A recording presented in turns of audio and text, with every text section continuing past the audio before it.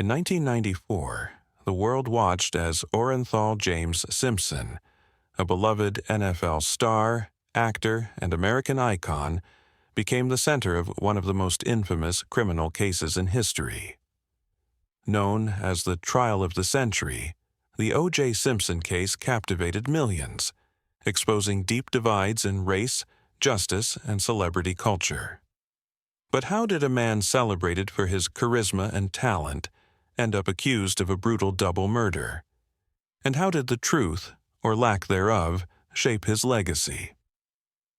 Welcome to Robbery Mysteries, where today we unravel the story of O.J. Simpson. Born in 1947 in San Francisco, O.J. Simpson rose from humble beginnings to become a football legend.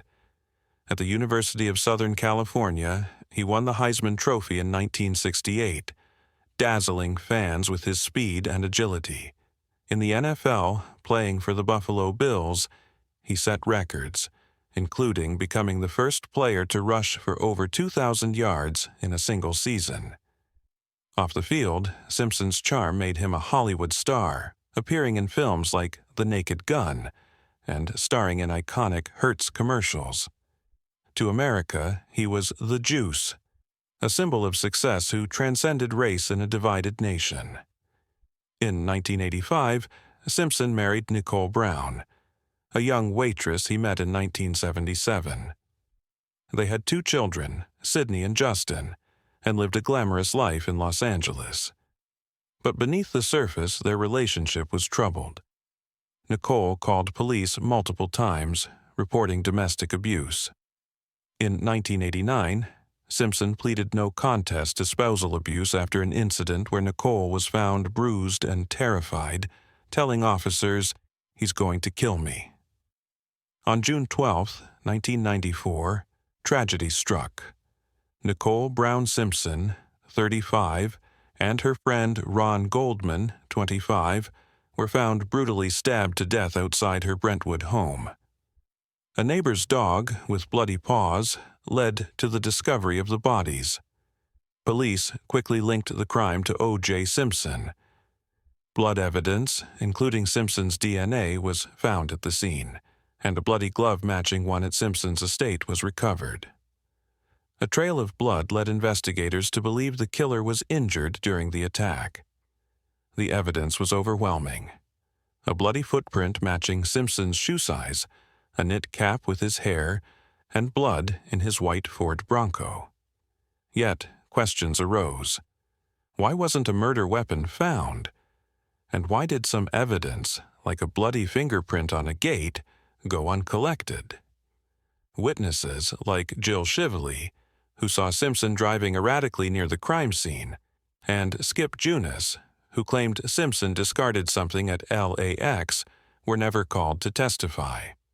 These gaps would later fuel controversy.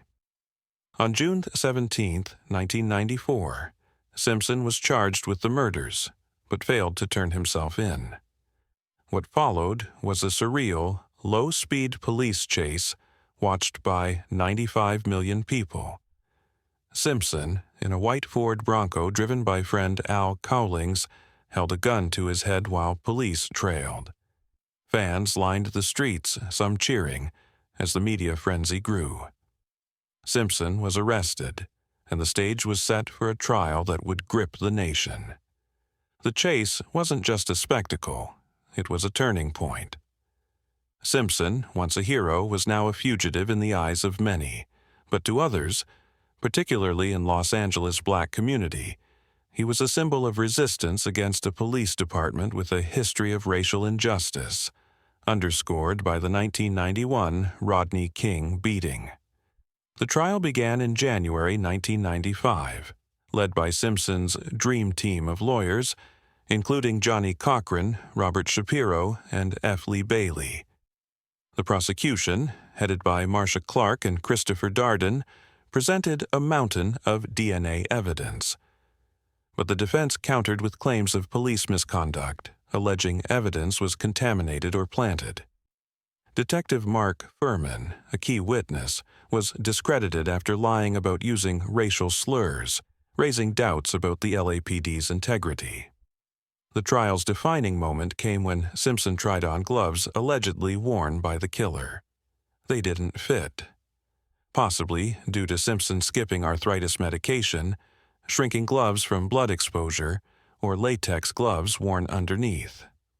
Johnny Cochran's iconic line, "If it doesn't fit, you must acquit," became a rallying cry. The defense also framed the trial as a referendum on racial injustice, resonating with a predominantly black jury. Juror Yolanda Crawford later said the verdict was based on reasonable doubt, not race, citing contaminated DNA and Furman's bias. After his acquittal, Simpson's actions raised eyebrows. In a 1998 Esquire interview, he said, "Let's say I committed this crime. It would have to have been because I loved her very much, right?" In 2006, he wrote "If I Did It," a hypothetical account of the murders, sparking outrage. The Goldman family later acquired the rights, retitling it "If I Did It, Confessions of a Killer."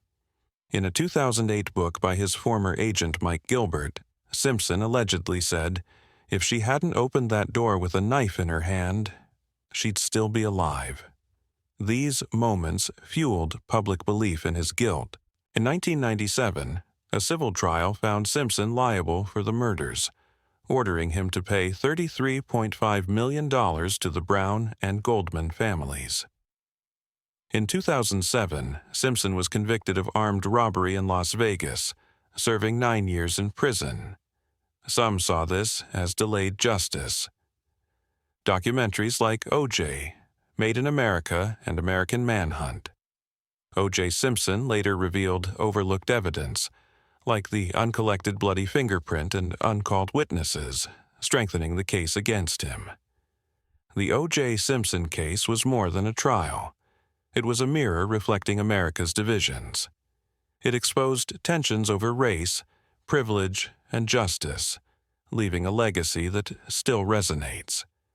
While Simpson maintained his innocence until his death in 2024, the families of Nicole and Ron continue to seek closure. What do you think? Did justice prevail, or did a guilty man walk free? Thanks for watching. Don't forget to like and subscribe our channel.